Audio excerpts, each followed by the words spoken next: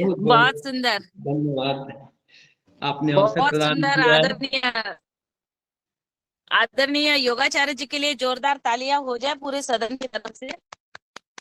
वादो पूरी हो। हम एक हाथ में मोबाइल पकड़े, बस तालियां मन से बजा रहे हैं हम, तो तालियां मोबाइल गिर आपकी जाएगा। और हमारी लड़कियां बजा रही है, बहुत सारी बजाओ जोर से। तालियां बहुत बजाओ। बढ़िया। चलिए सिंहासन भी और हास्यासन भी कर ले, अनुमति हो तो, समय हो चुका है। कर लीजिए, कर लीजिए, जी जी कर जी जी, लीजिए कोई सिंहासन दिक्कत। आशासन। चलिए आ कर लीजिए। जाइए सिंहासन के लिए।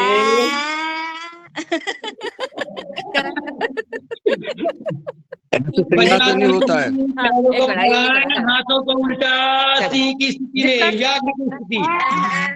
मुनि जी बाहर। एक खड़ा, चुका, चुका, तार से चुका।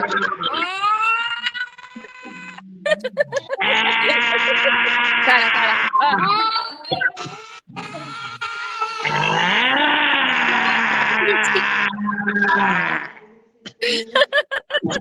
पूरे पूरी सदन की भरपाई हमारे लड़कियों ने की है, योगाचार्य जी जी। आपका बच्चे बहुत बढ़िया। आता हसाय करा। हास्यासन। हसाय। बच्चों हसा। हंसिए, मुस्कुराइए।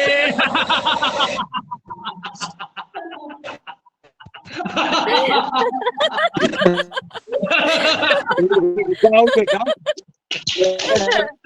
अरे वहाँ के करेंगे, वहाँ के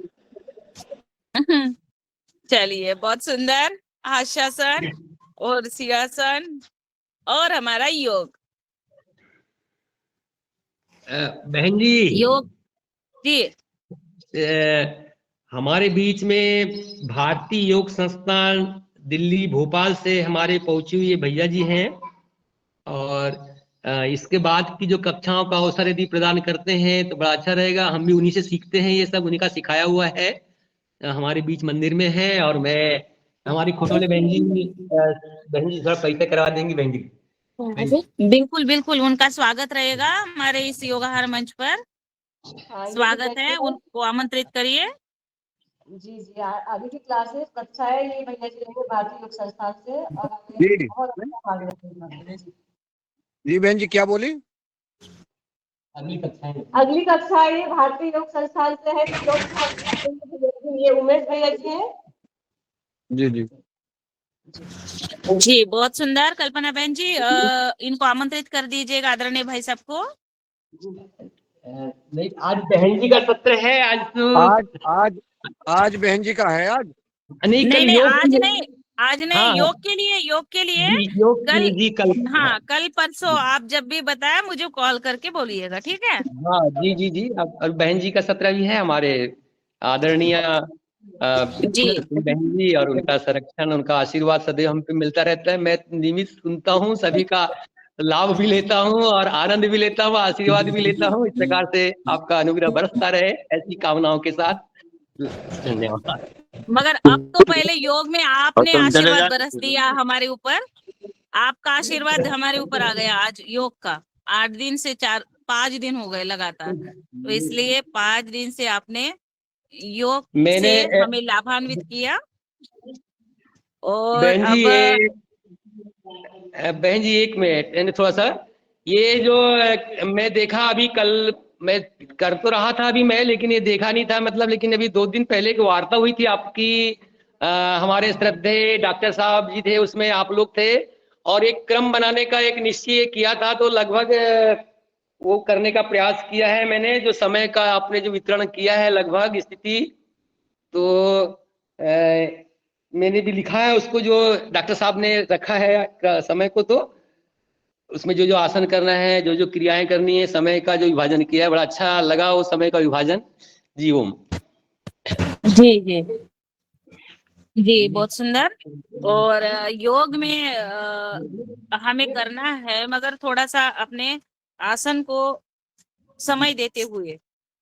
तो इसी तरह हाँ, आज आपने बहुत अच्छे से योग किया, और अब योग से हमारा शरीर स्वस्थ हो रहा है। और अब हम चलते हैं आहार के बारे में और हमारे तज्ञ को सुनते हैं, हमारे वरिष्ठ योगाचार्य आदरणीय डॉक्टर कुसुम भारद्वाज जी योगाहारी सदस्य है, आपको सबको पता है, परिचित है।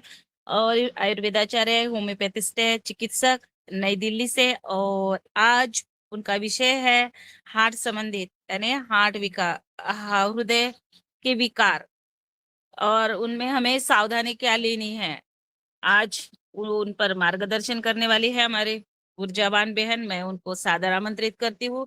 मगर एक कल का ही मैटर मैं आपको सुनाती हूँ कि एक हार्ट अटैक जो कुसुम दीदी ने सुना है, उसका जो कि ये घटना हुई है केरल में। यहाँ से कई फैमिली घूमने के लिए गए केरल में, और फिर समुंदर के बीच पर उन्होंने थोड़ा सा आनंद लिया, और उसी समय समुंदर की लहरें उनके ऊपर आ गई। तो एक महिला थी, तो उनको एकदम से वहीं पर हार्ट अटैक आया।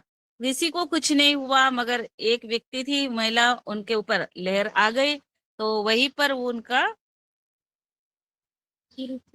मृत्यु हो गया। तो ये घटना ऐसी कल ही मैंने सुनी है, और कुसुम दीदी ने विषय भी वही चुना है। तो मैं आगे उनको ये मंच सौंप रही हूँ, उनको सादर आमंत्रित करती हूँ अपने इस महत्वपूर्ण विषय के साथ। आदरणीय कुसुम दीदी।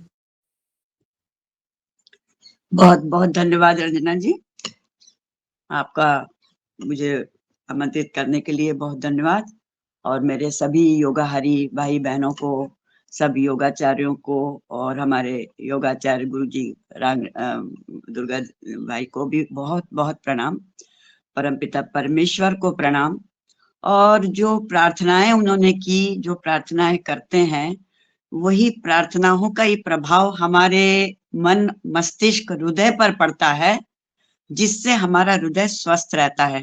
प्रार्थनाएं जो है वो सबसे बड़ा उपचार है हमारे हृदय को स्वस्थ रखने का, इसलिए उनका बहुत महत्व है। और हमने देखा है दुर्गा भाई साहब की आदत है कि वो योग कराने के पहले भी यद्यपि प्रार्थनाएं सभी करते हैं, हम लोग सभी मंत्र बोलते हैं, किंतु वो जो बड़े ध्यान से जो प्रार्थनाएं करते हैं उसमें अभी हमारा मन, मस्तिष्क और हृदय एकदम शांत हो जाता है, पवित्र हो जाता है। और यही उपचार है सबसे बड़ा हमारे हृदय को स्वस्थ रखने का। चलिए, तो वर्तमान समय में बहुत भीषण रूप में ये हृदय की समस्याएं चल रही हैं, और उसके तो कई कारण हैं।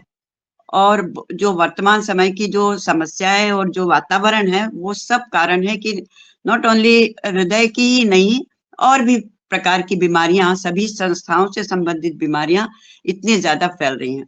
और इसलिए हम योगाहार, हमारे सत्संग परिवार में बहुत आवश्यक है कि हमारे सब भाई लोग, भाई बहन जो योग करते हैं, तो उसके साथ साथ हमें किस प्रकार से हम स्वस्थ रह सकते हैं, उसके लिए हमें थोड़ा अपने शरीर की अंदर की क्या क्रियाएं चलती है, कैसे चलती हैं, कैसे हार्ट चलता है, कैसे सारे ऑर्गन्स काम करते हैं, उसकी थोड़ी बेसिक जानकारी होना बहुत जरूरी है, तभी हम सावधानी बरत सकते हैं। तो इसीलिए ये विषय को थोड़ा चुना है। और मैं समझती हूँ कि हमारे बहुत से तो सब योगाचार्य हैं, चिकित्सक महोदय भी हैं बहुत, तो इन सारी बातों की बेसिक जानकारी बहुतों को होगी, परंतु फिर भी हमें फिर से उसे रिपीट करने की आवश्यकता है। तो मैं अब हृदय की बीमारियां और हृदय कैसे काम करता है और क्यों उसमें सडनली वो चला जा रहा है, कैसे वो अटैक हो जा रहा है उसमें, किस प्रकार से, तो सबसे पहले हम ये जानेंगे कि हृदय की रचना क्या है और वो साथ में कैसे काम करता है। हृदय की रचना के लिए मैं पहले बात करूंगी कि ये हृदय हमारी मुट्ठी के आकार का इतना बड़ा एक ऑर्गन है, जो कि मांसपेशियों से बना हुआ है, और इसके अंदर बहुत सारी नस नाड़ियां हैं और बहुत सारी परतें हैं। और ये हमारे छाती में पसलियों के बीच में बाईं तरफ स्थित है। दोनों फेफड़े हैं, और फेफड़ों के बीच में ही बाईं तरफ थोड़ा सा झुका हुआ हृदय हमारा रहता है, और ये अपना वहीं से कार्य करता रहता है, और पसलियां इसको सुरक्षित रखती हैं। इस हृदय के ऊपर भी 3 प्रकार की परतें होती हैं। वो परतें भी अंदर के सारे कार्यों की सुरक्षा करती हैं और उनको चलाते रहती हैं। अब मुख्य इसकी रचना कैसी है कि ये थोड़ा सा बाएं तरफ ऐसा झुका हुआ होता है, मुट्ठी के आकार का, इतना बड़ा रहता है। इसमें 4 भाग होते हैं। बीच में से पूरा एक सेप्टम होता है, उसको मेडिकल लैंग्वेज में सेप्टम बोलते हैं। बीच में एक बंद होता है और उसके 2 भाग होते हैं, राइट साइड और लेफ्ट साइड। तो दाहिना भाग और बायां भाग ये दोनों बीच में से अलग होते हैं और साथ में फिर दोनों भाग भी आपस में बटे हुए रहते हैं, मतलब ऊपर और नीचे। दाहिने भाग भी ऊपर और नीचे और बाएं भाग में भी ऊपर और नीचे। ऊपर वाले जो भाग होते हैं उसको मेडिकल लैंग्वेज में एट्रियम बोलते हैं, अलिंद बोलते हैं, मतलब वो लेने वाले होते हैं। और नीचे वाले जो दोनों भाग होते हैं वो देने वाले होते हैं, उनको वेंट्रिकल बोलते हैं, मतलब वो देते हैं और ऊपर वाले दोनों भाग लेते हैं। अब क्या लेते हैं? रक्त लेंगे, क्योंकि हृदय है, रक्त का ही काम करता है। तो ऊपर वाला जो राइट साइड का ऊपर वाला भाग है, पहले तो ये कि राइट साइड में अशुद्ध रक्त होता है और लेफ्ट साइड में शुद्ध रक्त होता है। तो ऊपर और नीचे दोनों अशुद्ध रक्त होता है राइट साइड में, और लेफ्ट साइड में ऊपर और नीचे दोनों शुद्ध रक्त होता है। अब ऊपर वाला भाग और नीचे वाले भाग के बीच में पर्दे होते हैं। आपने सुना है बीमारियां जो है ना, हार्ट की कोई एक नहीं है, अटैक ही अकेला नहीं है, कई प्रकार की बीमारियां जिसके कारण हार्ट अटैक आ जाता है। तो ये पर्दे होते हैं। तो जो दाहिना भाग है उसमें 3 पर्दे होते हैं, उसको ट्राइकस्पिड वॉल्व बोलते हैं। और बाएं भाग में 2 पर्दे होते हैं, उसको बाइकस्पिड वॉल्व बोलते हैं। और आपने सुना होगा वल्वुलर डिजीजेस भी होती हैं हार्ट की, कि पर्दा खराब हो गया, है ना। तो इस प्रकार ये इसकी रचना है। अब इसमें से दाहिने भाग के ऊपर वाले से, एट्रियम से मतलब, में एक नीचे और ऊपर दोनों तरफ से 2 धमनियां आती हैं, सॉरी शिराएं आती हैं। धमनी बोलते हैं जिसमें शुद्ध रक्त होता है, और शिरा बोलते हैं जिसमें अशुद्ध रक्त होता है, आर्टरी और वेन। तो हार्ट में नीचे से एक धमनी आती है और एक शिरा आती है, और ऊपर से भी एक धमनी और एक शिरा आती है। तो जो नीचे वाली और ऊपर वाली दोनों शिरा जो राइट साइड में जुड़ी होती है, उसमें अशुद्ध रक्त आता है हमारे पूरे शरीर से, नीचे के पूरे अंगों से और ऊपर के पूरे अंगों से। उसको superior vena cava, inferior vena cava बोलते हैं। खैर मेडिकल लैंग्वेज में अभी हम ना जाएं ज्यादा, हमें तो मोटी भाषा में समझना है। तो वो अशुद्ध रक्त आ जाता है हृदय के दाहिने ऑरिकल में, मतलब ऊपर वाले भाग में अशुद्ध रक्त आ जाता है। अब यहाँ से 2 नलियां जाती हैं फेफड़ों में, वो अशुद्ध रक्त को ले जाती है फेफड़ों में। अब आपको मालूम है हम योग करते हैं, सबको पता है कि हम श्वास लेते हैं, प्राणायाम करते हैं, और हम कहते हैं कि यहाँ पर थोड़े श्वास को रोको, क्योंकि यहाँ देर श्वास रोकने से ऑक्सीजन मिलेगा। तो वो जो अशुद्ध रक्त होता है वो आ जाता है फेफड़ों में, और वहां पर जब हम श्वास लेते हैं और छोड़ते हैं, उस बीच में वो रक्त शुद्ध हो जाता है, उसमें ऑक्सीजन मिल जाती है। जब हम प्राणायाम करते हैं तो ऑक्सीजन उस अशुद्ध रक्त में मिल जाती है और वो अशुद्ध रक्त शुद्ध हो जाता है। उसकी भी बारीक रचना है फेफड़ों में भी, ये मालूम तो आपको सब जानते ही हैं, सब योग कर रहे हैं इतने सालों से, सबको पता है कि वहां पर एक गुब्बारे नुमा रचना होती है और उसके आसपास सारी रक्त की नलियां पूरे जाल बिछाए हुए होती हैं। तो जो अशुद्ध रक्त आता है वो उसको ऑक्सीजन खींच लेती है, जो उसमें जो हीमोग्लोबिन होता है, जो प्रोटीन होता है, वो हीमोग्लोबिन जो है वो ऑक्सीजन खींच लेता है और वो रक्त शुद्ध हो जाता है। अब ये शुद्ध रक्त फेफड़ों से फिर जाता है हृदय में, कहाँ? राइट साइड में, सॉरी लेफ्ट साइड में। लेफ्ट साइड का जो ऊपर वाला भाग है ऑरिकल, मतलब लेने वाला, वो लेने वाले भाग में ऑरिकल में, या अलिंद जिसको हिंदी में बोलते हैं, उसमें वो शुद्ध रक्त आ जाता है। अब ये शुद्ध रक्त यहाँ से फिर नीचे जाता है, मतलब वेंट्रिकल में जाता है, और वेंट्रिकल में जाके फिर वहां से एक महाधमनी निकलती है, उसको एओर्टा बोलते हैं। एंजाइना का जो दर्द होता है वो एओर्टा के में गड़बड़ी होने के कारण ही होता है। तो एओर्टा बोलते हैं, वो एक महाधमनी लेफ्ट साइड के बाएं साइड के नीचे वाले भाग से निकल के घूम के ऊपर जाती है और यहाँ से उसमें से फिर 3 नलियां निकलती हैं। जो एक नली ऊपर मस्तिष्क में के भाग में ले जाता है, रक्त ले जाती है, और जो 2 नलियां निकलती हैं वो राइट साइड, लेफ्ट साइड और नीचे, उसमें से फिर शाखाएं बनती जाती हैं। अब ये भी आप लोग सब जानते हैं कि कैसे हमारे शरीर के अंदर नस नाड़ियां मोटे रूप में होके फिर उसकी जैसे पेड़ की शाखाएं होती है, बारीक हो गई, फिर बारीक हो गई, और भी पतली, और भी पतली, और लास्ट में आखिरी में त्वचा तक की जो धमनियों की और शिराओं की जो शाखाएं आ जाती है बिल्कुल बाल से भी ज्यादा बारीक होती है। तो इस प्रकार से वहां इस प्रकार की तो ये रचना है, मतलब ये हृदय की रचना है मोटे रूप में। बीच में से 2 भाग होते हैं, राइट दाहिना और लेफ्ट बाया। उसके 2-2 भाग होते हैं, ऊपर वाला नीचे वाला। ऊपर वाले भाग लेने का काम करते हैं, राइट साइड का भाग जो अशुद्ध रक्त लेता है, राइट साइड का भाग लेफ्ट साइड का भाग शुद्ध रक्त लेता है। नीचे वाले वेंट्रिकल मतलब दाहिना वाला जो नीचे वाला भाग है वो अशुद्ध रक्त को ले जाता है फेफड़ों में, वहां से फिर शुद्ध रक्त आता है तो वो बाएं भाग में आता है, ऊपर वाले भाग में मतलब ऑरिकल में, और फिर वहां से वो दोनों पर्दों के माध्यम से नीचे जाता है वेंट्रिकल में, और वहां से फिर धमनियों के द्वारा और बाकी बाद में सब शाखाएं हो जाती हैं और पूरे शरीर में फैल जाता है। ये तो हो गया हृदय की रचना। इसके साथ फेफड़े काम करते रहते हैं। फेफड़े जैसे ही रक्त उधर जाता है, वो उधर भी सांस लिया हमने तो वहां, यहाँ से अभी मैं आगे बताती हूँ कि कैसे हमारा ब्लड प्रेशर काम करता है। दोनों साथ में काम करते हैं, हृदय और फेफड़े दोनों सब साथ में काम करते हैं, बहुत मिलजुल के काम करते हैं।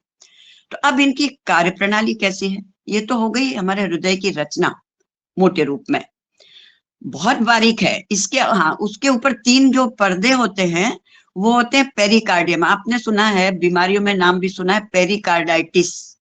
जहां पे टिस लगता है ना, मेडिकल लैंग्वेज में जहां पर टिस लग गया वहां पे आ गई मतलब सूजन, स्वेलिंग आ गई। तो जहां भी टिस लगता है उस अंग की सूजन है। तो एक रोग भी होता है हार्ट का जिसमें पेरिकार्डाइटिस बोलते हैं उसको। तो जो ऊपर की जो लेयर होती है उसमें स्वेलिंग आ जाती है, उसको कहते हैं पेरिकार्डाइटिस। तो ऐसे 3 लेयर्स होती हैं, ऊपर की, फिर मीजोकार्डाइटिस मतलब बीच वाली और अंदर वाली, और तीनों परतें मिलके बहुत सारे काम करती हैं। हम इतने डिटेल में नहीं जा सकते हैं, हमको तो मोटी बातें समझना है।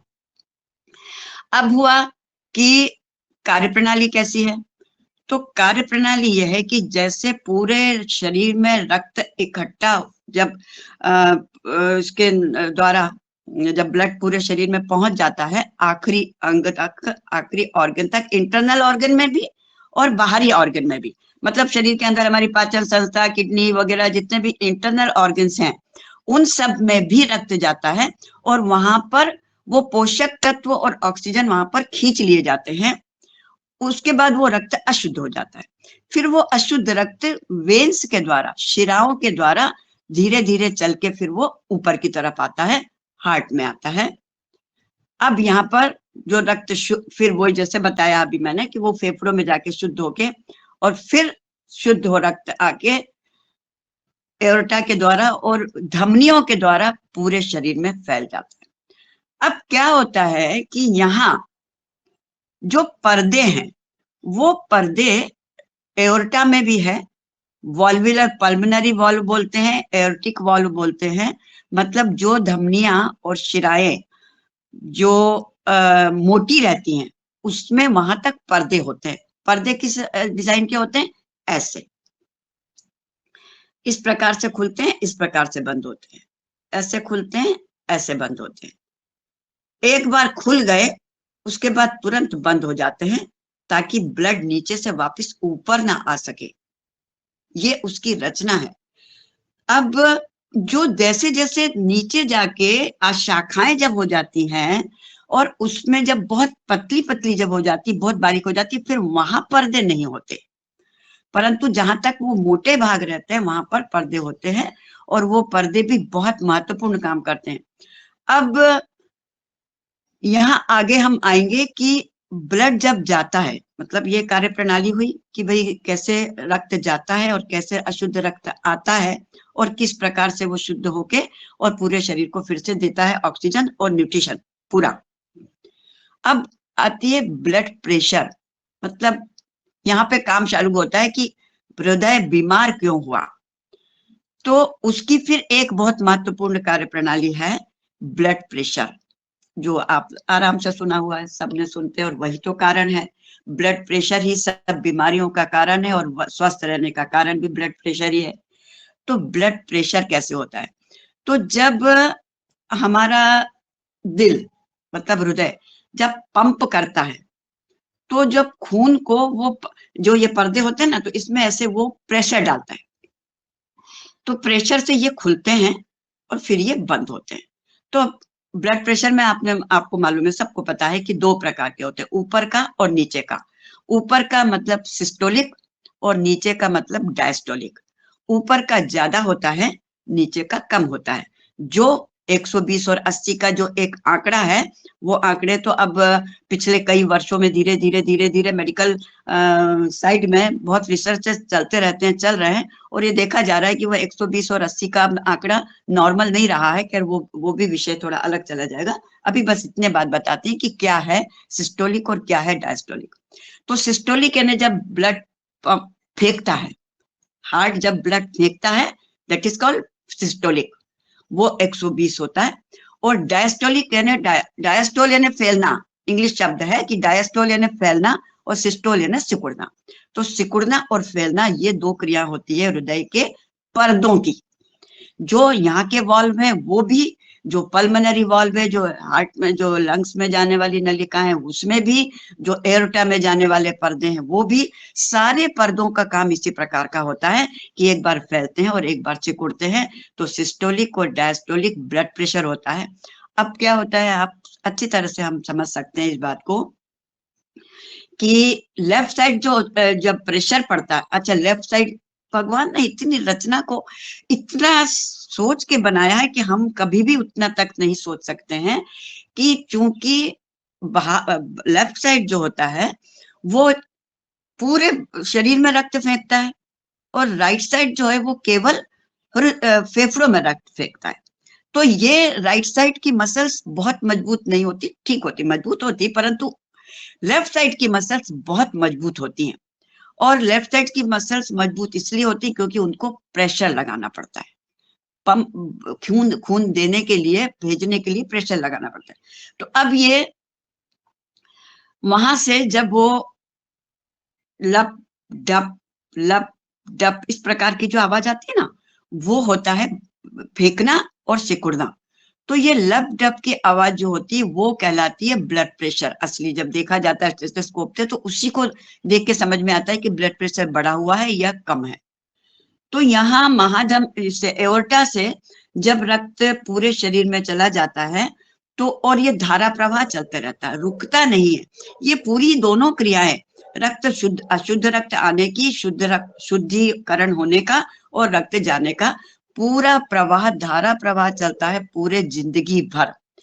हृदय धड़कना चालू हो जाता है गर्भावस्था में, 4th हफ्ते से, 4थे सप्ताह से हृदय धड़कना आरंभ हो जाता है, उसके पहले नहीं धड़कता। और जब जहां से वो धड़कना आरंभ होता है, उसके बाद मृत्यु पर्यंत तक वो धड़कता रहता है। और इसमें मसल्स होती हैं इनवॉलेंटरी, जो हमारी इच्छा से नहीं धड़कती, अपनी इच्छा से धड़कती हैं, that is called involuntary muscles. 2 प्रकार की होती हैं, वो भी बात अलग है। अब बात करते हैं ब्लड प्रेशर के average blood pressure. Average blood pressure हमारा माना जाता है 120/80। तो ऐसा है कि जब एक समय था जब हमारा लाइफस्टाइल सही थी, हमारी जीवनचर्या बिल्कुल सही थी, हम सूर्य की रोशनी के अनुसार रिदमिक, जो हमारा ये है आपके दिनचर्या जो होती है, जो सूर्य की रोशनी के अंदर जो रिदमिक सिस्टम होती है हमारे शरीर की, वो जो उसके अनुसार है, तो हमारी लाइफस्टाइल वैसी ही रहती थी, ज्यादातर, अधिकतर उसी प्रकार से सब चलता था। तो ये सारे ऑर्गन सही काम करते रहते थे, हमारा हृदय सही काम करते रहता था। उस समय का नापा हुआ है, उसके पहले का नापा हुआ है कि इतना ब्लड प्रेशर रहता है। और 1948 हमारे स्वतंत्रता के बाद की बात है, 1948 में बाद में फिर मेडिकल फील्ड में काफी रिसर्च हुए और काफी जानकारियां ली गई कि भाई कैसे, किस प्रकार से नॉर्मल माना जाए, किस प्रकार से एबनॉर्मल माना जाए। तो कई हजार लोगों के ऊपर 5000 व्यक्तियों से अधिक लोगों की दिनचर्या को देखा गया और उनका ब्लड प्रेशर नापा गया कि कितना रहता है। जो स्वस्थ हैं, जो सब प्रकार से अपना बायोलॉजिकल क्लॉक के अनुसार जिनकी जीवनचर्या चल रही है, उनका खान पान सही है। और उस समय तो खान पान सही था। ये तो पिछले 20-25 सालों में, 20-25-30 सालों में हमारा खान पान ज्यादा बिगड़ा है। तो जो सही था, तो उनका ब्लड प्रेशर नॉर्मल में कैसा रहता है। तब ये देखा गया कि मैक्सिमम 120 से 25 सिस्टोलिक और 80 से 85 या 80 से 90 तक डायस्टोलिक, इतना ब्लड प्रेशर एवरेज रहता है इतने हजार लोगों का। तो ये मान लिया गया WHO के यहाँ से भी, और मेडिकल साइंस में ये देख लिया गया कि भाई ये एवरेज ब्लड प्रेशर है, इसलिए उसको एक वो बना दिया, एक टारगेट बना दिया कि 120-80 रहना चाहिए। परंतु अब क्या होता है, अच्छा अब ये चला तो ये ब्लड प्रेशर। अब एक बात और समझ लीजिए आप कि जब से जन्म के समय से ब्लड हमारा शरीर धड़कना चालू होता है, हृदय धड़कना चालू होता है और पूरे जिंदगी धड़कता रहता है, तो ये जो आतड़ियां नहीं, धमनियां जो हैं, इन धमनियों में वो रक्त जाने का आने का काम बराबर चलता रहता है। तो क्या होता है, हमारे घरों में भी जो पाइपलाइंस होती है ना, वो कितनी भी हम साफ सुथरी से रखें, कितना भी प्रेशर से रखें, धीरे धीरे धीरे धीरे उसमें कचरा तो जमता है। और एक समय आता है जब हमको वो नालियां साफ करवाना पड़ती है। लाइक दैट हमारे शरीर की धमनियां और शिराएं काम करती हैं। धीरे धीरे धीरे धीरे उसमें हमारे खान पान के से, भले ही हम स्वस्थ तरीके से खा रहे हो, भले ही हम बिल्कुल हमारी दिनचर्या सही है, उसके बावजूद भी उसमें धीरे धीरे अंदर से कोलेस्ट्रॉल या अंदर की जो कहना चाहिए गंदगी जमना चालू होती है। एक मिनट के लिए मुझे थोड़ा सा, सॉरी, जरा बेल बज रही है, कोई है नहीं। बोल लो, पहले से फाटक खोल के रखा करो जी, जब तक जो है डॉक्टर मैडम जो है खोल ले जाती हैं। ये हार्ट से संबंधित सभी अपने ध्यान से सुने और नोट कर लें, अगर कोई किसी को सवाल करना है। बहुत महत्वपूर्ण विषय है आज का, हार्ट अटैक। हार्ट अटैक में क्या सावधानी बरतना है अपन को और कैसे जो है सिस्टम चलता है। जी दीदी। तो क्या हुआ कि तो अब धीरे धीरे वो तो गंदगी तो जमती है, तो वहां पर वो जो नलियां हैं वो मोटी होते जाती है और उसका वॉल्यूम, उसका जो आयतन है वो कम होते जाता है। अब हम जब ब्लड फेंकता है, तो जब उसको पूरी नली साफ मिलती है तो आसानी से फेंक देता है। परंतु जैसे वहां पर थोड़ी सी मोटाई, उसका आयतन कम हो गया, तो उसको प्रेशर लगाना पड़ता है। तो इस प्रकार से धीरे धीरे धीरे धीरे प्रेशर बढ़ता जाता है, ज्यादा लगाना पड़ता है। अभी क्या होता है कि जो साथ में जो ब्लॉकेज की बात है कि ये सारे नाम इतने कॉमन है, इसलिए मैं इनका बीच में ले रही हूँ। हालांकि ये बीमारियां तो बहुत सी हैं और सब अलग अलग प्रकार के बहुत सारे उसके पीछे रूल है, परंतु ये साथ में मैं इसलिए नाम ले रही हूँ कि यही समझते हैं कि भाई ब्लॉकेज है। अब वो ब्लॉकेज कैसे बनते हैं, इसी प्रकार से वो जो सब गंदगी जमती है तो वो ब्लॉकेज हो जाते हैं और ब्लड प्रेशर बढ़ता जाता है। अब प्रश्न ये आ रहा है कि नई उम्र में क्यों ब्लॉकेज हो रहा है, ये नई उम्र में क्यों हो रहा है। इसके पहले मैं एक और बात बताऊंगी कि जो हार्ट से संबंधित बीमारियां हैं ना, वो केवल ये ब्लॉकेज या हार्ट फेल या वो नहीं है, सैकड़ों बीमारियां हैं। उसमें देखे, एंजाइना एक बीमारी होती है, कोरोनरी हार्ट डिजीज एक बीमारी होती है। कोरोनरी बोलते हैं, हाँ एक बात और बीच में छूट गया कि जो रक्त संचरण होता है ना, वो दो प्रकार से होता है। एक तो हार्ट जो है, हृदय जो है, वो पूरे शरीर में रक्त देता है, पूरे शरीर को रक्त दे रहा है, वो एक अलग सिस्टम है। और एक वहीं पर सिस्टम होती है जो हार्ट में ब्लड देता है। भाई वो तो इंजन है, ये इंजन काम कर रहा है तो इंजन में भी तो पेट्रोल चाहिए ना, उस इंजन को भी तो शक्ति चाहिए ना, तो उसकी सिस्टम अलग है। वहां पर हार्ट को रक्त देने वाला जो नलियां हैं वो अलग है, वो कहलाती है कोरोनरी आर्टरीज। और जो वो हार्ट पूरे शरीर में ब्लड देता है वो पूरी सिस्टम अलग, वो पूरी नलियां का जो जाल है वो अलग है। तो जब भी इसमें मतलब हार्ट में को रक्त देने वाली नलियों में जब ब्लॉकेज आ जाता है तो वहां पर कोरोनरी हार्ट डिजीज कहलाती है, कि वो हार्ट अपने आप में बीमार हुआ है, हार्ट खुद बीमार हुआ है। और जो नीचे जो पूरे शरीर में जो जाल फैलता है वहां पर जब ब्लॉकेज आता है या वहां पर जब कुछ भी लक्षण आते हैं तो वहां पे आदमी एकदम से खत्म नहीं होता। ये जो दो प्रकार का चल रहा है ना, एकदम जैसे अभी रंजना दीदी ने बताया कि वो वहां पे नहाते नहाते एकदम चली गई, या ऐसे तो रोज के केस हो रहे हैं, हम रोज के केसेस सुन रहे हैं कि बच्चे जो है वो कुछ कर रहे थे और चले गए, एकदम चले गए। That is called cardiac arrest, वो कहलाता है कार्डियक अरेस्ट। वो एक नाम है, एक बीमारी है। और हार्ट फेल वो दूसरी चीज है। तो दूसरी चीज मतलब हार्ट फेल एकदम से नहीं होता, उसके लक्षण धीरे धीरे आते हैं, लक्षणों पे अपन बात बाद में करेंगे। अभी जो कार्डियक अरेस्ट होता है उसमें क्या होता है कि इमीडिएट हार्ट जो कोरोनरी हार्ट डिजीज होती है वहां पे हार्ट का जो ब्लड देने वाली जो नलियां एकदम से ब्लॉक हो जाती हैं और वहां पर हार्ट एकदम से काम करना बंद कर देता है, सांस नहीं आती क्योंकि पल्मोनरी आर्टरी का भी काम बंद हो जाता है, तो ऑक्सीजन नहीं मिलता और पल्स नहीं मिलती है, नाड़ी नहीं मिलती है। तो कार्डियक अरेस्ट जो है वो जो एकदम से चला जाता है उसको कहते हैं कार्डियक अरेस्ट। और हार्ट फेल हुआ तो बोलते हैं ना कि एक अटैक आया था फिर बच गया, इलाज हो गया, दूसरा अटैक आया था फिर बच गया, पर अब तीसरा अटैक आएगा तो नहीं बचेगा। मतलब हार्ट फेल जो है वो धीरे धीरे हार्ट भी कमजोर होता है और साथ में जो पूरा शरीर को देने वाली सिस्टम है वो धीरे धीरे कमजोर होती है। तो वहां पे फिर बहुत सारे लक्षण आते हैं, लक्षणों पे बात अपन बाद में करेंगे। तो अब हम बात कर रहे थे अभी कि ब्लड प्रेशर। तो ब्लड प्रेशर जो सिस्टोलिक और डायस्टोलिक है तो वो कैसे बढ़ता है, और ये जो ब्लॉकेज जो है ना वो तभी से चालू हो जाते हैं बनना। आप आज हम इतने योग कर रहे हैं, इतने योगाहारी हैं, हम सब कुछ कर रहे हैं, अभी हम अपना टेस्ट कराएंगे तो हमारे शरीर में कहीं ना कहीं ब्लॉकेज मिलेंगे, क्योंकि इतने सालों तक कितना भी स्वस्थ रहने के बावजूद भी हार्ट जो धमनियां है वो उतनी स्वस्थ नहीं रह सकती है जो जन्म के समय हुई थी, उसमें धीरे धीरे तो कचरा जमता ही है। अब डिपेंड करता है कि हम किस प्रकार की लाइफस्टाइल कर रहे हैं, या हम क्या उस कचरा जमने की क्रिया को कम करते जा रहे हैं, धीमी करते जा रहे हैं कि वो ज्यादा ना जमे।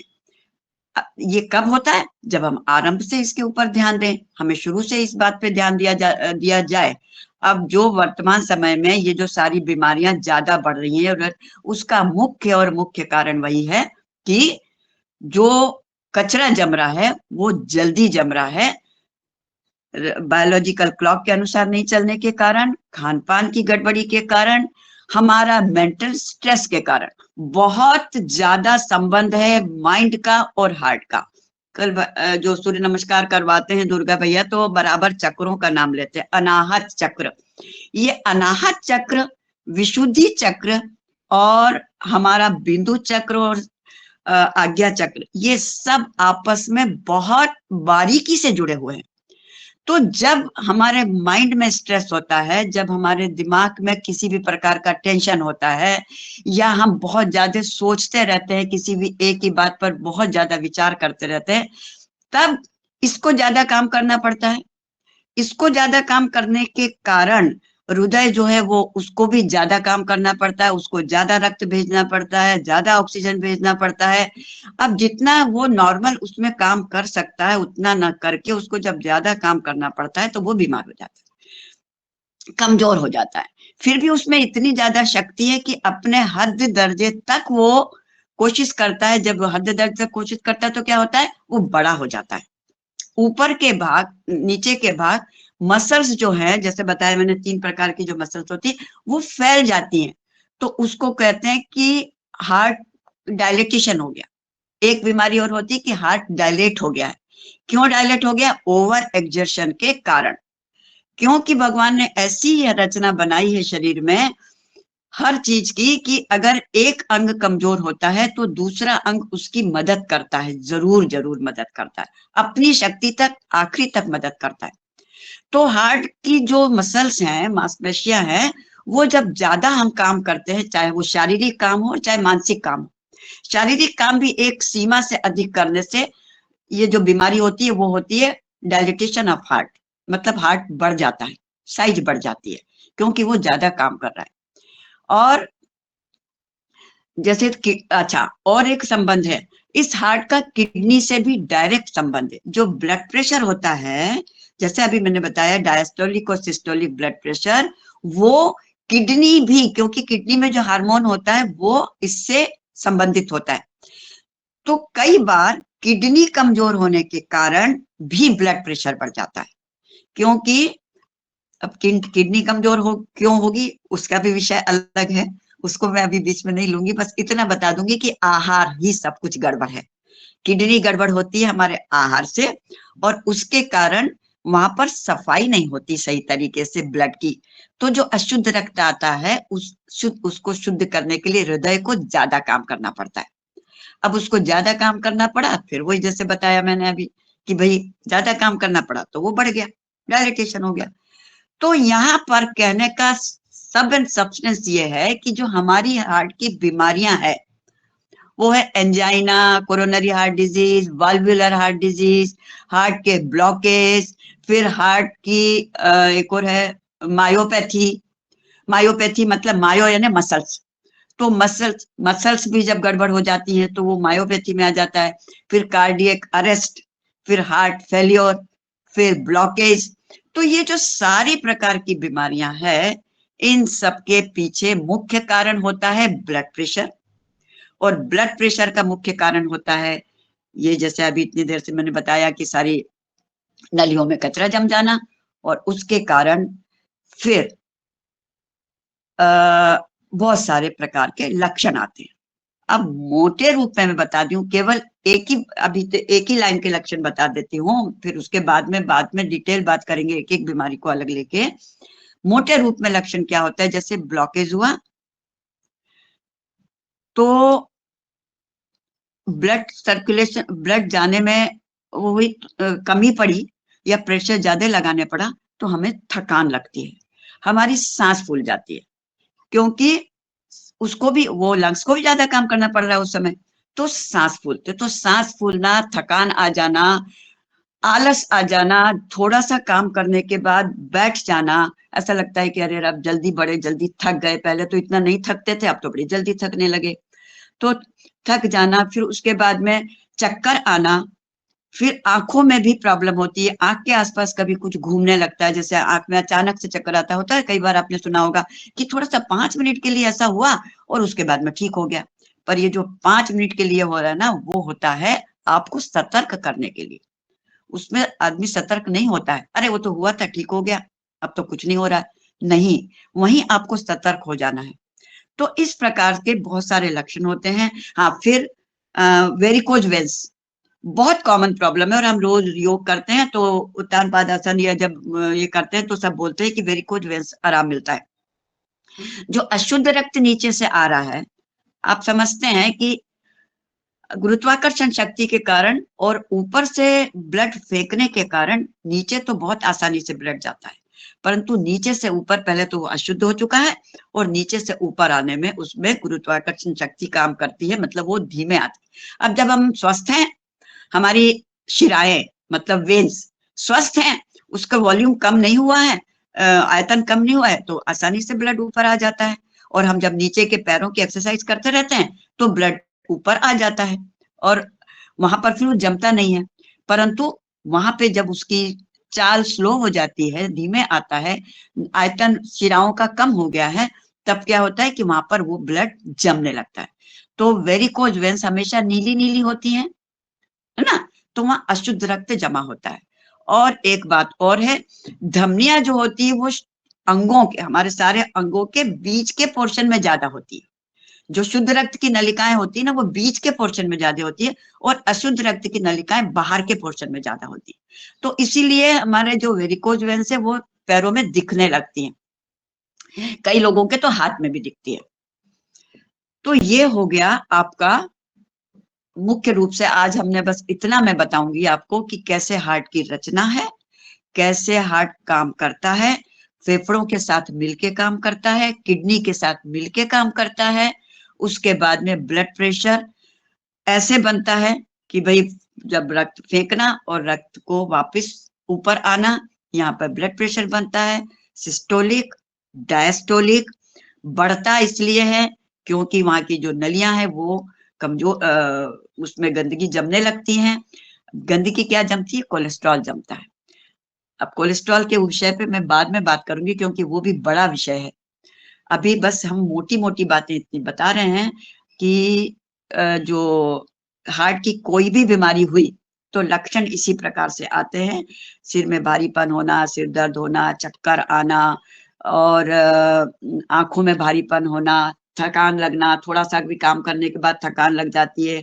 और जो है आपका जो स्ट्रोक भी आते हैं, सडन जो स्ट्रोक आते हैं, वो भी ये एक लक्षण है, सडनली स्ट्रोक आ जाना। तो ये सारे हैं।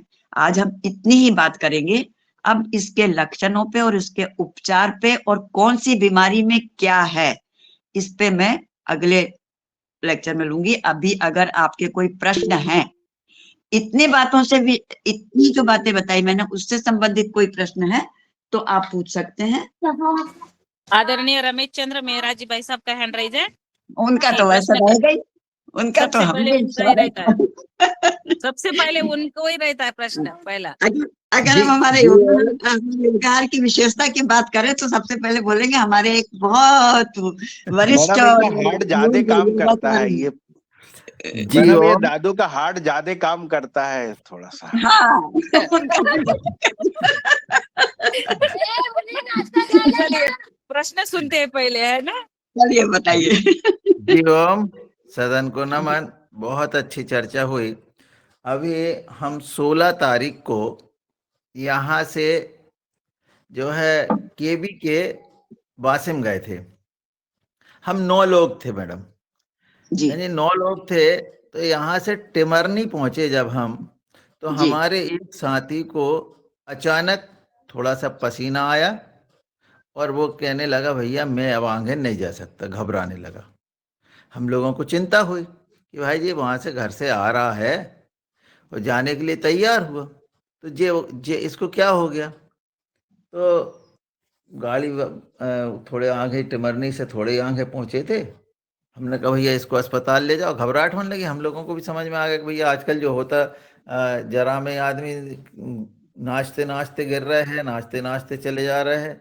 तो लौट के जाकर उसको देखा तो उसके जो है ब्लड प्रेशर कम हो रहा था, तो पसीना आ गया। अब वो कहने लगे भैया अब मैं नहीं जा सकता, तो उसे हमने वहां छोड़ा।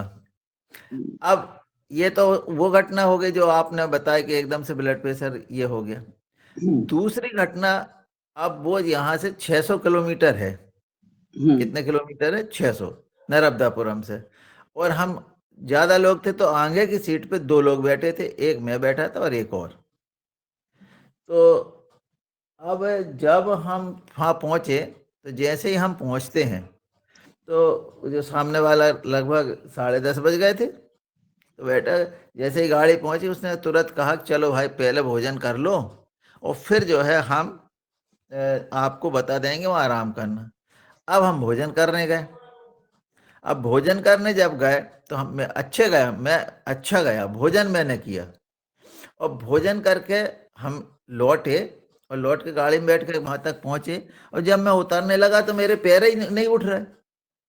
एकदम से ऐसा हो गया, पैर ही नहीं उठ रहे। तो मेरे साथियों ने उठाया, कहने लगे क्या होगा, और मेरे को थोड़ा सा चक्कर जैसे आने लगे। मैंने कहा क्या हुआ भाई जी, क्या भोजन करने से हो गया, क्या हो गया? बाकी मैं स्वस्थ, भोजन करने स्वस्थ गया, भोजन करके स्वस्थ आया और गाड़ी में बैठ गए। अच्छा वो एक पैर निश्चित रूप से मेरा दबते हुए गया था, क्योंकि जो है 2 जने बैठे थे तो वो दब रहा था।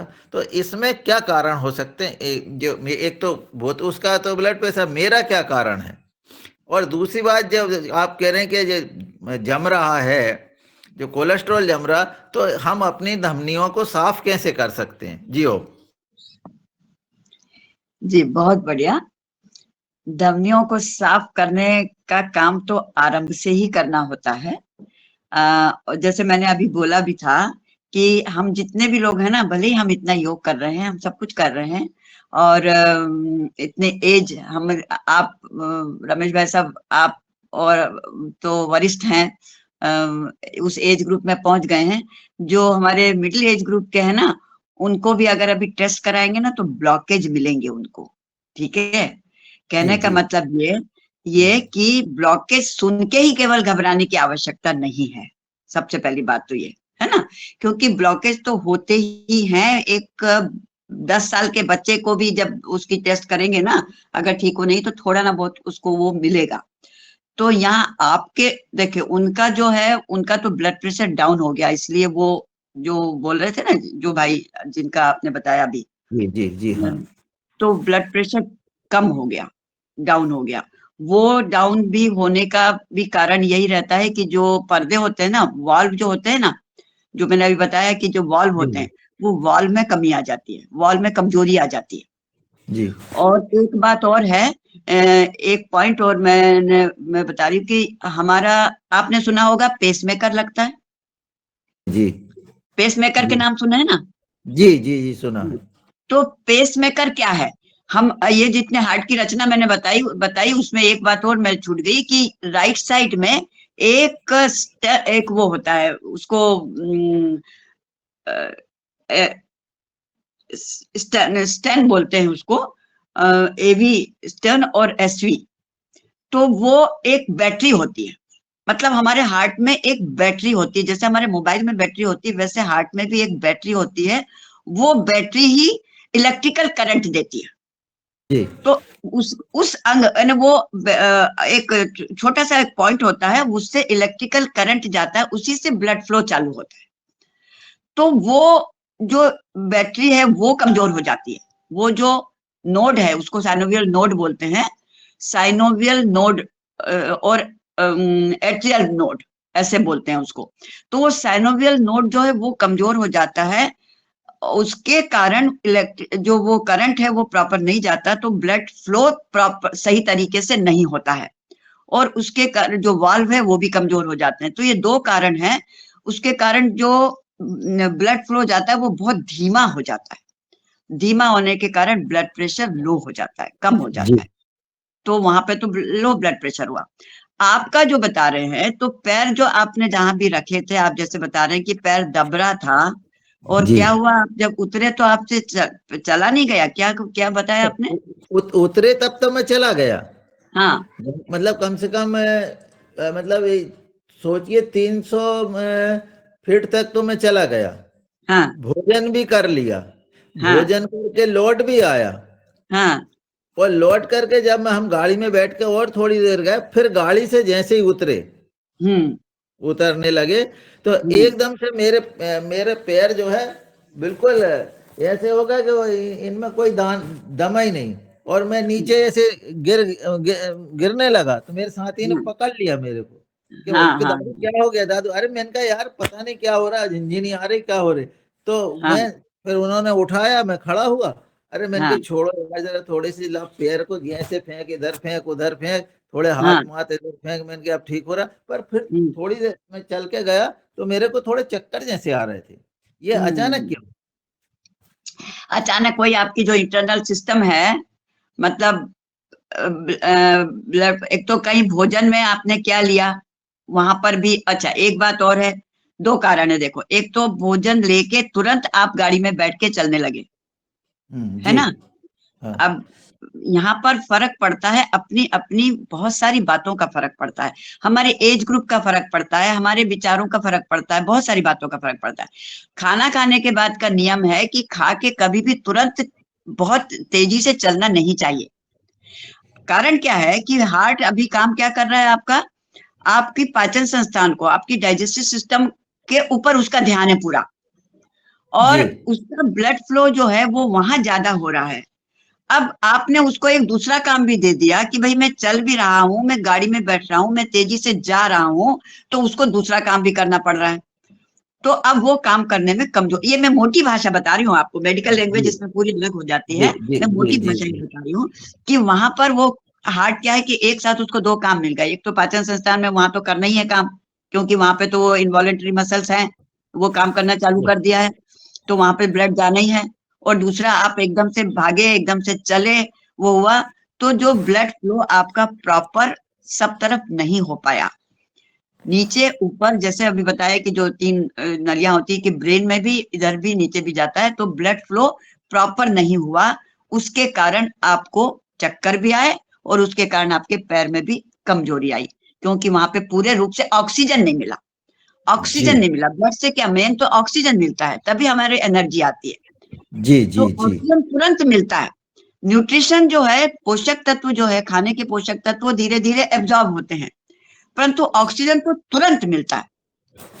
तो ये जी कारण आपके साथ हो सकता है, ये क्योंकि आपकी एज ग्रुप को देखते हुए और आपकी कार्य प्रणाली को देखते हुए कि जो आप डेली इतनी भाग दौड़ करते हैं, आप काफी घूमने का और सफर का काम कर रहे हैं, और आरंभ से आपकी क्या रही है, तो नहीं देखिए, डरने की कोई बात नहीं है। एक बात और मैं जी बता जी दूं, अच्छा जी शुगर है क्या? शुगर तो नहीं ना नहीं आपको? नहीं नहीं नहीं नहीं शुगर और बीपी की गोली वोली, बीपी नहीं नहीं नहीं नहीं कोई दवाई नहीं लेते आप?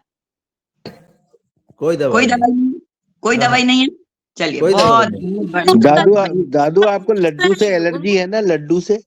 कोई कुछ भी बीमारी नहीं है कुसुम दीदी, वो अभी भी वो स्वस्थ है, बढ़िया है, नहीं नहीं, वो स्वस्थ ही रहे प्रभु भाग्यशाली उनको। है। नहीं नहीं, बहुत भाग्यशाली है और वो हमेशा स्वस्थ रहेंगे, सवाल ही नहीं उठता कोई बीमारियां। अभी ये टेम्परेरी थोड़ा बहुत कुछ हो जाता है, तो योगा की उसकी, शान है। हाँ बिल्कुल, योगा हर की शान है एकदम। तो और वो कम से कम वो और भाई 600 साहब, किलोमीटर की यात्रा थी बहन जी, 600 किलोमीटर। हाँ हाँ हाँ, उसका अब एक काम, एक मैं सावधानी बताऊंगी आपको। जैसे मैंने अभी बोला था कि जरा सा कुछ होता है तो हम उसको टाल देते हैं। आप थोड़ा रेस्ट कर लीजिएगा, मतलब रेस्ट जी लेना ऐसा नहीं कि दिन भर सोना नहीं है, थोड़ी हाँ। से एक ना दो चार दिन के लिए थोड़ी सफर को अरे तो मैं विराम रोज थोड़ी विराम दे जाती दीजिए। हूँ कहीं सफर में। नहीं, नहीं, बस सफर नहीं मैडम, सफ, वो मना मत करो आप, बस वो ही सफर तो में इनको इनको पहले भी बताया है कि इनके हिसाब से अभी इनको 1 महीना 2 महीने रेस्ट करो, फिर उसके बाद जाओ, मगर ये हाँ, है लगातार रहते हैं ऐसे, इसलिए। नहीं भाई साहब, देखिए सही बता रही हूँ मैं, रमेश भाई साहब आप बहुत एक्टिव हैं और प्रभु की कृपा से हमारे योगाहार की शान है, और तो जी जी आपको बिल्कुल भी कमजोर नहीं होना है। इसलिए हाँ, हम अपने आप को, हमें तो, हमको मानना तो पड़ेगा। हमको जी ये जी मानना पड़ेगा कि आज हम 70 साल के हो गए हैं। ठीक है, बहुत हम कम, 70, बहुत हम कम। 70 के नहीं, हम 70 के होके भी हम सब कुछ हाँ, कर रहे हैं, ये हम बिल्कुल सही बात है। परंतु इस बात को हमको स्वीकार जरूर करना पड़ेगा कि ये हमारी गाड़ी है, मोटर है। हमारी गाड़ी है, तो हम आपने गाड़ी नई खरीदी तो आप उसको खूब दौड़ा लो, रोज आप पूरे दुनिया में, पूरे भारतवर्ष के चक्कर लगा लो, पर जब वो 5 साल पुरानी, 10 साल पुरानी, 12-15 साल पुरानी हो जाएगी, तो अपन कहते हैं भैया इसकी सर्विसिंग करने के बाद इसको, इसका इंजन तो जरा कमजोर हो गया, थोड़ा सा उसको तो आराम देना है। बिल्कुल वही हालत हमारे शरीर की होती है। हम कितना भी, परंतु हम पुराने तो हुए ना, हम 70 के हो जी गए जी तो पुराने तो हो गए। हम बराबरी नहीं जी कर सकते 25 साल के व्यक्ति के साथ में, या नहीं, नहीं कर सकते। अशोक भाई साहब, अशोक पटेल भाई साहब के साथ में। आज वो नहीं है क्या? नहीं कर- मैंने नहीं। अभी डायबिटीज का नाम नहीं लिया है, मैं बीच में लेने वाली थी और लूंगी अभी आगे, क्योंकि वो बहुत बड़ा कारण है ब्लड प्रेशर होने का, डायबिटीज। तो जी मैंने कहा अभी डायबिटीज का नाम लेके अशोक भाई साहब अभी तुरंत चिंता में ना आ जाए, कह रहे वो सुधारने लगेंगे अपने आप को। नहीं, वो आज है नहीं है। हाँ, वो आज दिख नहीं रहे, वो नहीं तो जरूर उनका एंड्रेस तो होता ही होता। जी जी जी, और तो किसी का? निश्चित रूप से हम आपकी सलाह को मानेंगे, और ये यात्राएं जो है अब इस तरह की गाड़ी आड़ी की यात्राएं वर्जित करेंगे। बाकी गाड़ी की भी बहुत है, पैदल भी है, ये भी है, थोड़ा सा इसको ध्यान दीजिए। और अभी जैसा हमारे कुसुम दीदी ने कहा वैसे ही आपको तैयार करना है। और मैं अभी नारायण मीना जी भाई साहब का हैंड रहे थे, उनको ले लेती हूँ जी। जी ओम बहन जी, जी डॉक्टर ओम, साहब को प्रणाम बहुत ज्यादा। आपको मेरा प्रणाम। प्रश्न था बहन जी, मेरी एक नातिन है 16 साल की, वो जी। फर्स्ट ईयर में भोपाल में एडमिट गई है इस साल कॉलेज में। तो हम्म, उसको परसों क्या हुआ, रात को सर दर्द बहुत ज्यादा किया उसका, और हम्म, उसको चक्कर भी आ गए। तो हम्म, वो रात भर परेशान रही, सुबह उसने फोन लगाया यहाँ पे, हम्म, तो मैंने कहा तू हम्म, डॉक्टर के पास जा। हम्म, वो डॉक्टर के पास गई, रिलीफ तो हो गई, मगर वो उसको वीकनेस बनी हुई है परसों से ही। उसका सर दर्द हल्का हल्का हो रहा है, मगर वो चक्कर उसको आ रहा है। ये क्या कारण हो सकते हैं, और कहाँ उसको क्या जांच करवाई जाए, किसको बताया जाए? भाई साहब 16-17 साल की जो बिटिया है उसके साथ तो बहुत सारे, और फिर पढ़ाई के लिए गई है। और ये सबसे पहली बात ये है कि ये बच्चे जो आजकल पढ़ाई कर रहे हैं ना, ये अपनी जी दिनचर्या को पूरा बिगाड़ के रखा हुआ है। ये रात में जागते हैं, रात में खाते हैं, और दिन में सोते हैं, सुबह देर से उठ के आराम से फिर होते दिन में। ये जो इनकी दिनचर्या है, सबसे मुख्य कारण तो ये हमारे स्टूडेंट्स का ये दिनचर्या की बर्बादी के कारण हो रहा है। दूसरा, उनके साथ कुछ मेंस्ट्रुअल प्रॉब्लम भी देखना पड़ेगी कि किस प्रकार की है, क्योंकि जी। चक्कर आना और वो होना, या तो नींद। अच्छा, कितने दिन हो गए, अभी अभी गई है या कुछ एग्जाम चल रहे हैं, परीक्षा चल रही है, क्या बात है? नहीं, उसकी परीक्षा चल रही, परीक्षा पेपर चल रहे हैं, मगर वो उसको हो गए बस जुलाई से गई थी वहां पे जी। बस बस तो निश्चित पढ़ाई रूप पे से, ज्यादा ध्यान दे रही वो। बस निश्चित रूप से वही कारण है। देखिए, हमारे बच्चों में आजकल उतना स्टेमिना तो बचा नहीं है। इम्यून सिस्टम तो उनकी कमजोर हो चुकी है ऑलरेडी। इम्यून सिस्टम जो मजबूत होना चाहिए, वो इम्यून सिस्टम हमारे बच्चों की मजबूत नहीं है। और इसके कारण जब ओवर एग्जर्शन होता है, और परीक्षा चल, मैंने इसलिए पूछा कि एग्जाम चल रहे हैं, इसका मतलब वो रात भर पढ़ रही हैं और दे ओवर वर्क कर रही हैं मेंटल, और अंदर से वो कमजोरी उनको है। मेंस्ट्रुअल प्रॉब्लम में भी हो सकती है, वो बहुत बड़ा एक कारण होता है। हम जब भी कभी बच्चों से, इस एज की लड़कियों से जब कभी पूछते हैं, सबसे पहले उनकी मेंस्ट्रुअल साइकिल के बारे में जानकारी लेते हैं। तो जी ये, डॉक्टर साहब, ये उसको प्रॉब्लम क्या है? ये प्रॉब्लम 4-5 साल से पहले से है। उसको हर हाँ, एक दो साल में एक बार आता है। उसको हाँ, डॉक्टर को भी बताया वहां पे, तो उन्होंने हाँ, एमआरआई करने का बोला था, सर का एमआरआई करना पड़ेगा, तो वो अभी तक नहीं करवाई हमने। तो ये फिर हम्म। परेशानी हुई उसको। चश्मा लगता है? नहीं, नहीं लगता बहन जी। चश्मा नहीं लगता। आंखें ठीक हैं क्या? जी देखिए, जी। चक्कर आने के भी ना फिर कई कारण है। ब्रेन में भी कुछ कमजोरी है, आंखें कमजोर है, कान में प्रॉब्लम है, स्पॉन्डिलाइटिस भी हो रहा है आजकल बच्चों को पढ़ाई के कारण। तो इसके कारण भी चक्कर आते हैं। तो चक्कर आने के भी कई कारण है। हम एक बीमारी का नाम लेते हैं, उसके पीछे कारण कई होते हैं, और वो कारणों को ढूंढना पड़ता है। तो अगर 4-5 साल से, तो आपने इतने दिनों से ध्यान क्यों नहीं दिया इस बात पे? जी, उसको डॉक्टर साहब को पता है वहां पे, वो इलाज ठीक, दवाई देते ठीक हो जाते हैं वो, बिल्कुल ठीक भाई, रहती है वो। और उन्होंने एलोपैथिक एमआई करने का वो एमआरआई को बोला था, वो नहीं करवाया उसका अभी तक। अंग्रेजी दवाई ना, एलोपैथिक दवाई दे देते हैं ना। जी हाँ, एलोपैथिक दवाई ठीक कहाँ करती है? जी। जी एलोपैथिक दवाइयां कभी भी ठीक नहीं करती, बीमारी को दबा देती है, और धीरे धीरे एक बीमारी दब के दूसरी पैदा कर देती है, उसके साइड इफेक्ट जी। होंगे। और इस उम्र में तो ऐसे बार बार दवाई नहीं लेना है। अगर कोई भी बच्चों को अगर प्रॉब्लम है, तो आप इमीडिएट पूरा चेकअप करवाइए कि भाई क्या प्रॉब्लम है, किसके कारण। जी बार बार ये दवाइयां, एलोपैथिक दवाइयां नहीं देना है। उनका पहले रीजन देख के, अगर कहीं इमरजेंसी आ जाए तभी बात है। एलोपैथी काम करती है, नहीं है काम क्या करती है इमरजेंसी में, बिल्कुल एलोपैथी जरूरी है। परंतु बीमारी को ठीक करने के लिए आयुर्वेद में जाइए, नेचुरोपैथी में जाइए, होम्योपैथी में जाइए, तभी होगा। तो उसका तो भाई साहब कारण जानना पड़ेगा कि क्यों है। और या तो आप बाद में मेरे से बात करवाइएगा, थोड़ा सा उनसे पूछेंगे हम डिटेल, और पुरानी हिस्ट्री जी। भी क्या है, तो फिर तभी उसका निराकरण कर सकते हैं। जी बहन कल्पना साहू जी। जी कल्पना जी, बहन कल्पना जी। जी। ओम, सदन को सार्थक प्रणाम, समस्त गुरुजनों को प्रणाम। मेरा प्रश्न ये है कि हार्ट अटैक आने पर हम जो तुरंत सीपीआर देते हैं, उसके बारे में थोड़ा सा बताइए। सीपीआर जब कार्डियक अरेस्ट की कंडीशन आती है ना, तो सीपीआर लगता है। सीपीआर देने से हम इमीडिएट उसको थोड़ा सा उसका हार्ट को की जो धड़कन की जो पद्धति है उसको थोड़ा सा ठीक कर सकते हैं, और उसके बाद इमीडिएट आपको हॉस्पिटलाइज करना जरूरी है। सीपीआर होता है कि बट कार्डियक पल्मोनरी रेस्पिरेशन, मतलब हार्ट और लंग्स को दबा के, क्योंकि जैसे मैंने अभी बताया कि हार्ट और लंग दोनों साथ साथ काम करते हैं। इधर से उसने पंप किया, इधर से उसने ऑक्सीजन भेजी, तो दोनों को एक साथ दबा के किया जाता है, जिससे कि तुरंत जो जैसे है ना इलेक्ट्रिक करंट, जैसे अभी मैंने कहा कि उसमें एक इलेक्ट्रिक करंट, एक बैटरी होती है हार्ट में, तो वो थोड़ी एक्टिव हो जाती है आप प्रेशर से। वो पर्टिकुलर एक स्टाइल होती है प्रेशर देने की, उससे दे के पहले तो क्या है मुंह से भी दिया जाता था, वह आजकल तो अब थोड़ा एडवांस हो गया है, मुंह से नहीं देना होता है, एक पर्टिकुलर वो सिखाना पड़ता है। सीपीआर देना हमको आना चाहिए, मतलब एक स्टाइल होती है उसकी, तो वो कोई बड़ी भारी कठिन नहीं है, उसको तो जान लेना चाहिए सभी को। तो वो दबाने से वहां पर इमीडिएट थोड़ी सी वो इलेक्ट्रिक करंट मिल जाता है, तो सांस चालू हो जाती है, हृदय काम करने लगता है। फिर अगर वो ज्यादा बिगड़ चुका है तो हॉस्पिटल ले जाने के बाद भी फायदा नहीं होता, और अगर अंडर कंट्रोल है तो हॉस्पिटलाइज करने के बाद में क्या जरूरी है वो देख लिया जाता है, उस हिसाब से ट्रीटमेंट करते हैं। जी, तो ठीक है? इसको अलग से इसको सीखना पड़ता है पहले सीपीआर देने के लिए? हाँ, सीखना पड़ता है। किसको हो रहा है आपके यहाँ?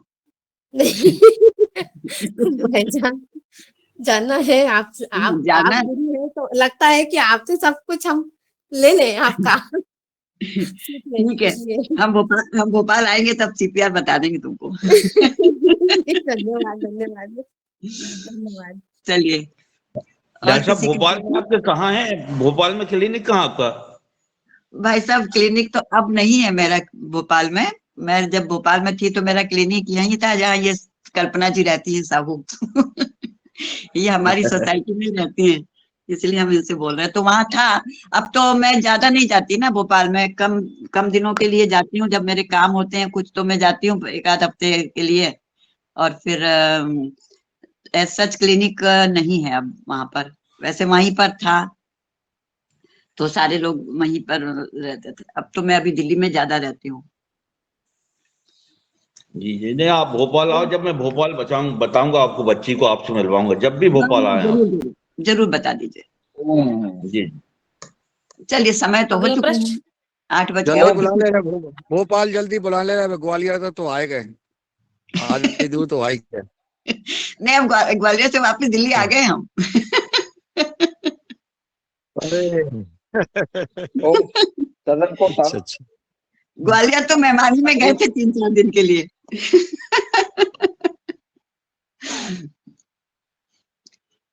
ओम नहीं, ग्रुप में जुड़ते ही है डॉक्टर साहब, ग्रुप में आप जुड़ते ही है डेली, तो आप जब भी भोपाल आए ग्रुप में बता दें कि मैं इस समय भोपाल में हूँ, तो मैं ले आऊंगा बच्ची को। जी जी जरूर।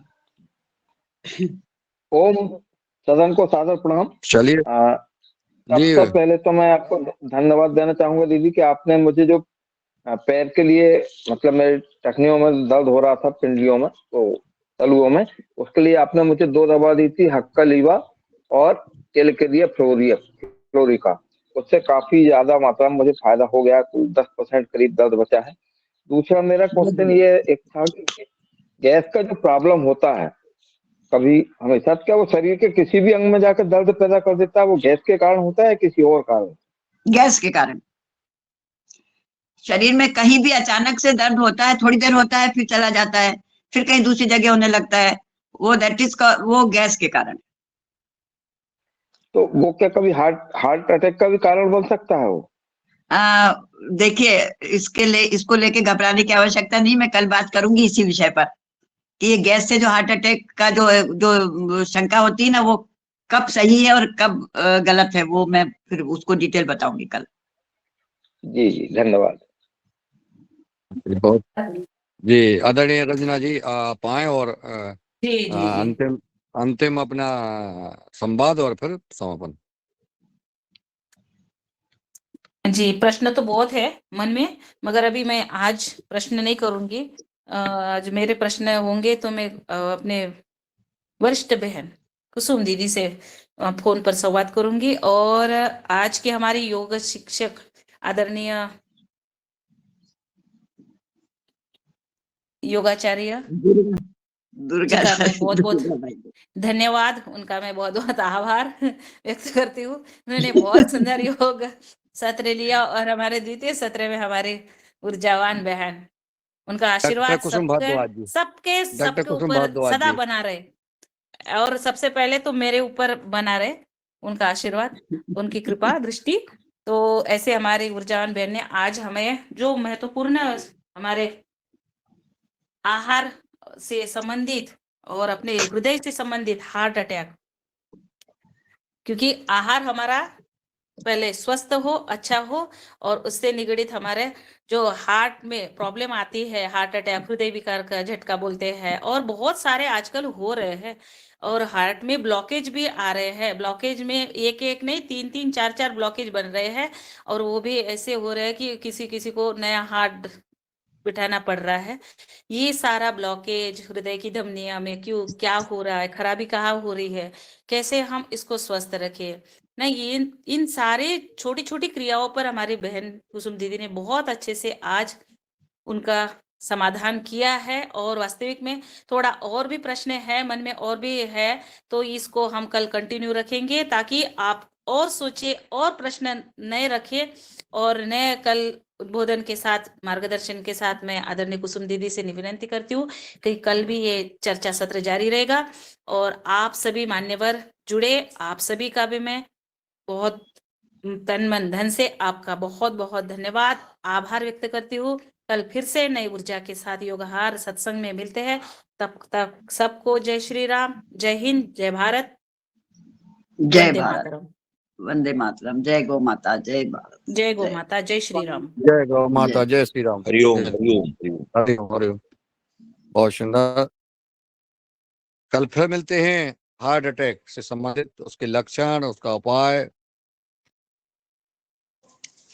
और उसकी अपने बहन जी सावधानियां। कल भी आप, बहन जी कल भी बुलाएं भैया डॉक्टर हाँ। साहब को, कुसुम और दीदी हाँ, कल भी और बुलाएं। एक बात रह गई है, एक बात रह गई है, जिनको कोई हार्ट से संबंधित हाई बीपी, लो बीपी है, ब्लड प्रेशर है, वो अपने जगह पर कोई अपने रिश्तेदार भी है तो उनको सदन में लाइए, जोड़े।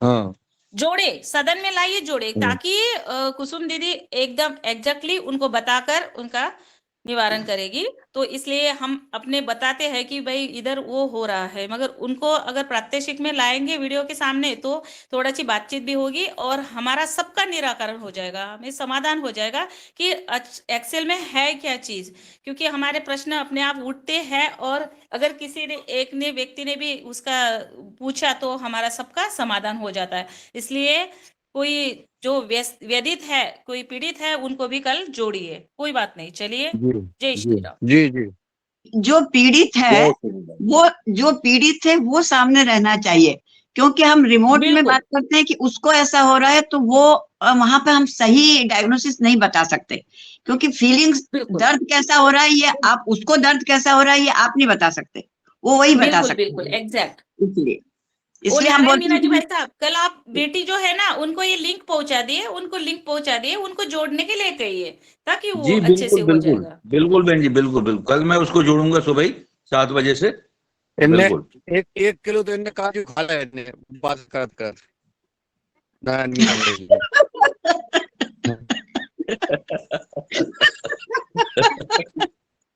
अरे आपकी नजर कहाँ से पड़ गई यार उस पे?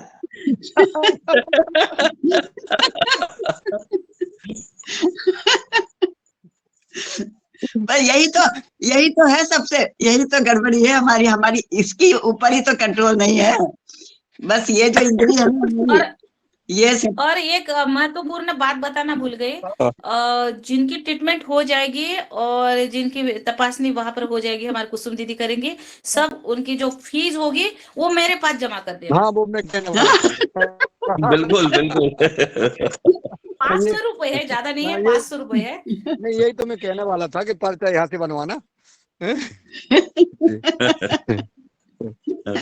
चलिए ठीक सुनो रंजना, है। रंजना फिर फीस जहाँ पे लेते हैं ना उसको हिस्ट्री भी लेना पड़ती है। हमारे क्लिनिक पे जो असिस्टेंट होते हैं ना, वो पहले हिस्ट्री पूरी लेके फिर हमारे सामने लाके रखते हैं कि भाई ये है, हाँ तब फिर हम उसको बारीकी से देखते हैं। तो तेरे को वो काम भी करना पड़ेगा। जी जी बहन पैसे जी लेने का आपको काम करेंगे अकेला, बस मैं बच्ची बाकी को सब आप दिल्ली ले आऊं, करना। आपको तो दिल्ली में बताऊं, ला कर लाऊं, दिल्ली लाऊं क्या? भोपाल आ रहे हैं तो भोपाल। हाँ भोपाल भोपाल आ ही जाए ले बहुत। आइए, भोपाल जी ही ले आइए। दिल्ली तो अभी तो भोपाल कब मेरा आ रहे हैं आप बहन जी? भोपाल कब आ रहे हैं आप? देखिए मैं भोपाल वैसे आ रही हूँ, पर मेरे को वहीं पहुंच के आपको टाइम बताना पड़ेगा कि कब मिले, कारण कि मैं तो केवल मेरे कुछ काम है जरूरी, तो मैं जी थोड़ा जी सा बिल्कुल। व्यस्त रहूंगी उसमें। और दूसरा 2 दिन तो होली पड़ेगी, मैं उसी दिनों में आ रही हूँ। 2 दिन तो बीच में होली पड़ेगी, तब तो कोई आना जाना नहीं होगा। जी जी और बिल्कुल। आप टेंटेटिव रख लीजिए 27 28 को मैं आपको बताऊंगी। जी जी ठीक बिल्कुल है, बहन जी बिल्कुल। तो उस समय फिर आप आ सकते हैं।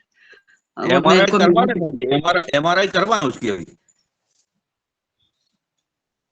आ, एक बार मैं देख लूं, उससे फिर जरूरी हो तो MRI कराएंगे। जी एक बार जी हम ठीक जरा है। उनकी पूरी हिस्ट्री देख लें, पूरी हिस्ट्री देख